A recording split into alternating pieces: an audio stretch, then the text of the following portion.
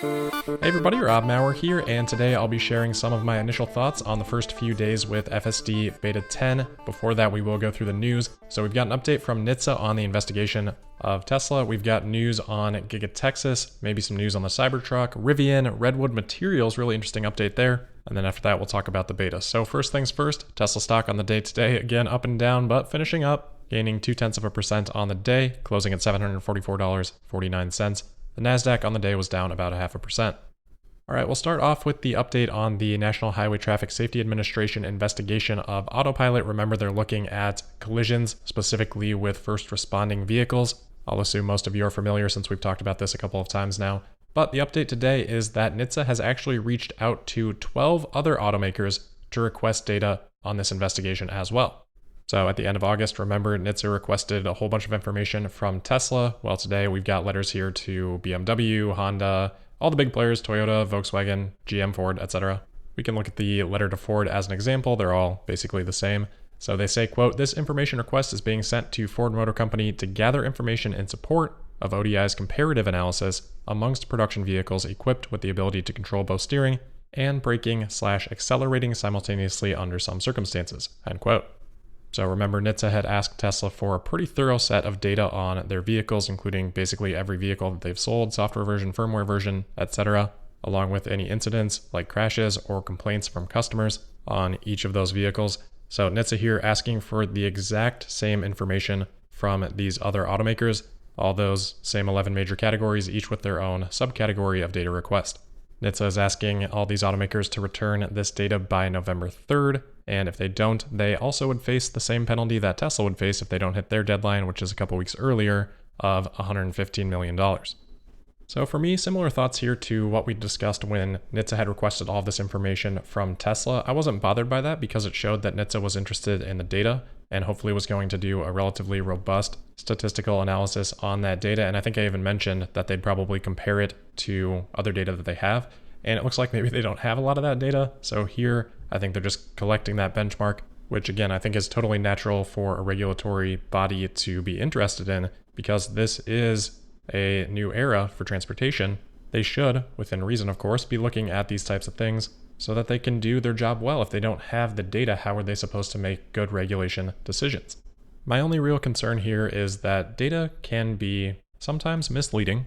For example, in a case like this, what I do worry about is sort of a surface level analysis that might look at, let's say, crashes per million miles or something like that for vehicles that have an advanced driver assistance system or ADAS engaged.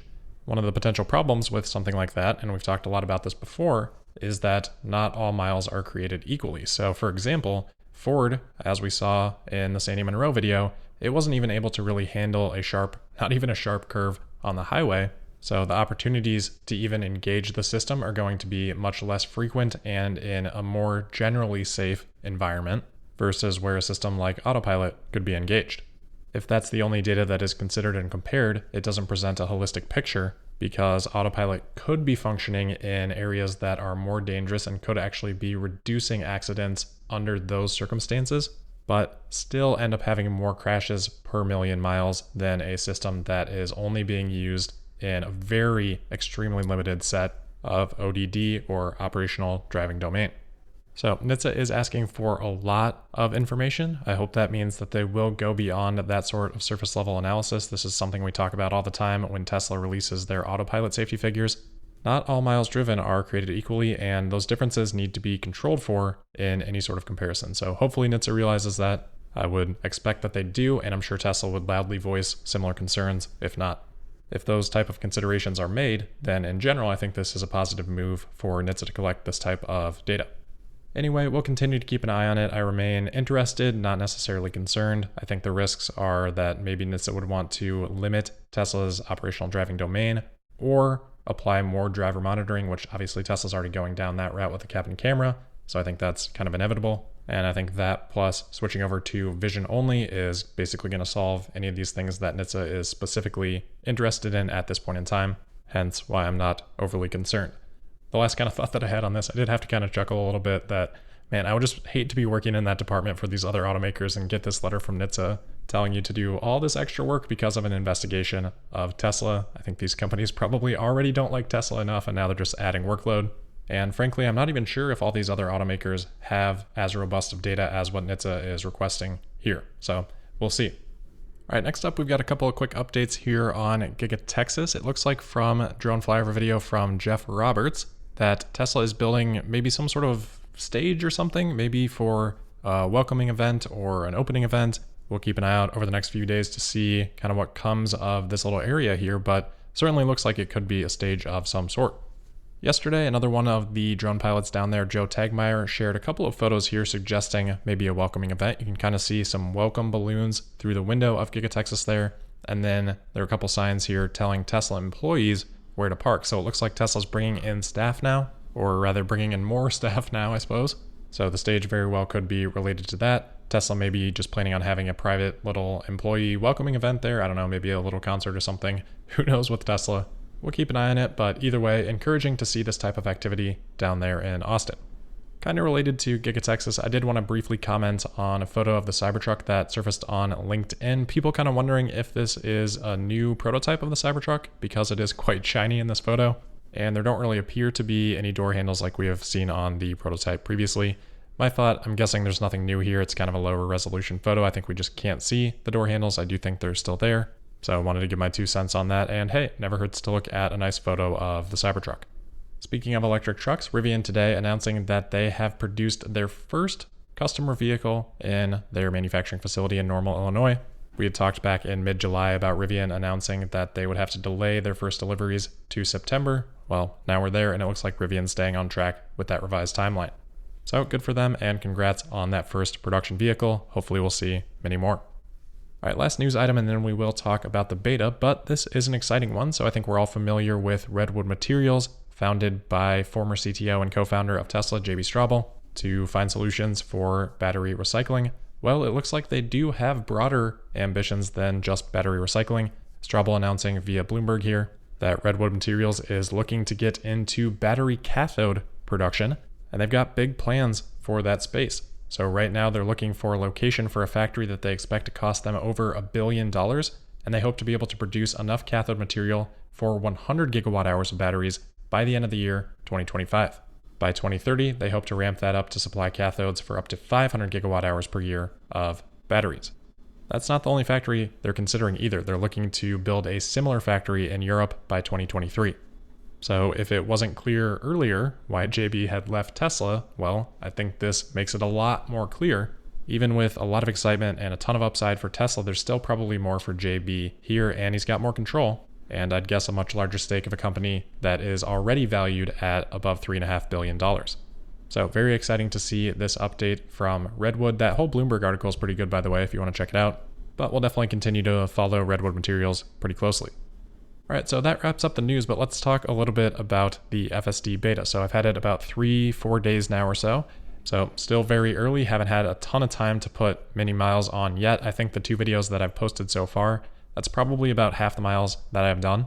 I've got like a little bit of an internal conflict of wanting to go out and drive it a lot, and then also just wanting to bring people along through that process with videos.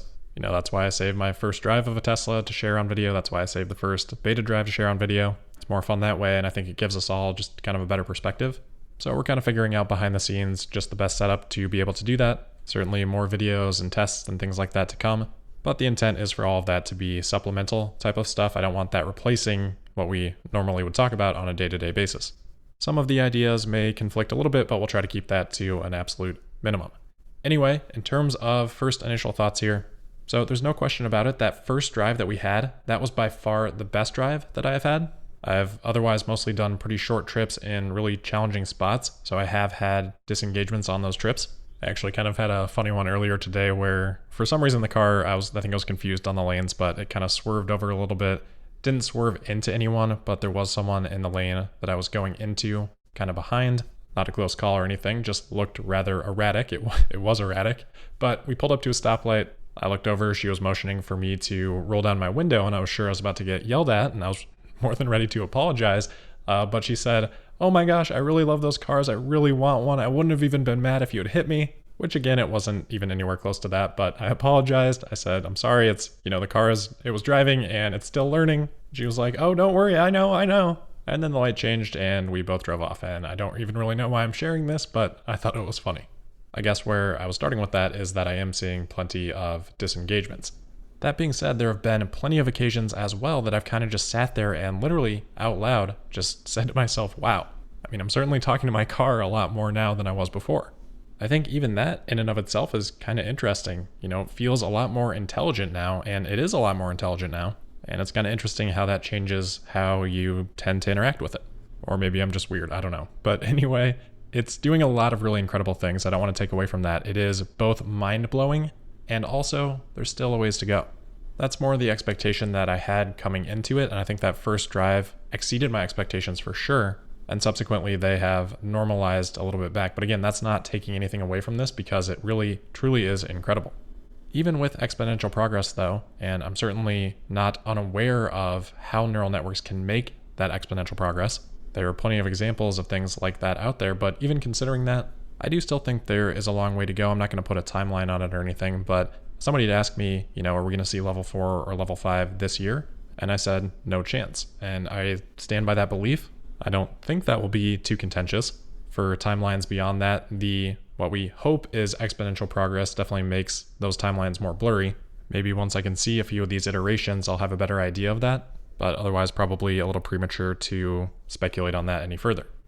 Anyway, a couple other thoughts here. I haven't really had an opportunity to test it in the suburbs yet, but knowing what I know from being downtown, I think it would be phenomenal. There's just always so much weird stuff going on at the cities, but if you get a clean intersection, you get a light, maybe there are a few cars around, whatever, just a normal driving circumstance. I think in those types of situations, again, I haven't had a ton of time to be in those situations, but from what I've seen so far in those types of environments, I would expect really great performance. I think sort of the acid test is, okay, do you feel more comfortable driving or do you feel more comfortable just kind of monitoring? And I think about how the beta compares with Navigate on Autopilot before getting the beta. And I would say before on Navigate on Autopilot, most of the time I would feel more comfortable or equally as comfortable just monitoring Navigate on Autopilot. There are certain times where you just know it's not going to perform well, take over. But outside of those specific circumstances, otherwise it performs phenomenally well. Even just a few days into the beta, there are already circumstances where I feel, at ease, comfortable, not nervous, and don't mistake any of those for inattentiveness, but comfortable and confident in certain circumstances that the system is going to be able to take care of it. The percentage of time feeling that way is not up to a Navigate on Autopilot level, but that's why I'm talking about suburbs here, because I think in a situation like that, it would be pretty close, even navigating through intersections and turns and things like that. And from that perspective, it really is mind-blowing. So I hope that does a decent job of just kind of communicating my initial thoughts. Feel free to ask me questions. I'll do my best to answer those over coming days and weeks. And I'm sure as I get more miles on there, my thoughts will evolve over that time as well. A couple of common questions that I've seen so far, and actually not really even questions, but more so people explicitly telling me exactly what I should be doing. Thank you. We all love backseat drivers, right? But I know people are just trying to be helpful. Sometimes it's better just to make sure that you've got all the information though. Anyway, a lot of people telling me I should be reporting things, so just to clarify on that, Tesla actually told me not to report things. I don't know if they said not to or that I don't need to. Don't know why that is, don't have any other information on that, and I know that is different than previous guidance, but at a certain point, I'm sure those reports kind of just become overwhelming, and I'm not sure exactly how helpful that system actually is versus Tesla just pulling disengagements or seeking out specific circumstances or whatever. But that's why you won't be seeing me doing that. So if you see other people that didn't listen to this commenting that, feel free to let them know as well. The other thing then from that first drive is that I did have my speed limit offset at, plus 15% or something like that, just from what I had it on Navigate on Autopilot. The beta works in the same way, so that's why I was going probably a little bit fast in those first videos. So I did realize that, and I've dialed that back. I think it's just a couple of percent now, and I think that'll help in future drives to feel a little bit less aggressive, which I don't mind, but probably good to take it slow at first.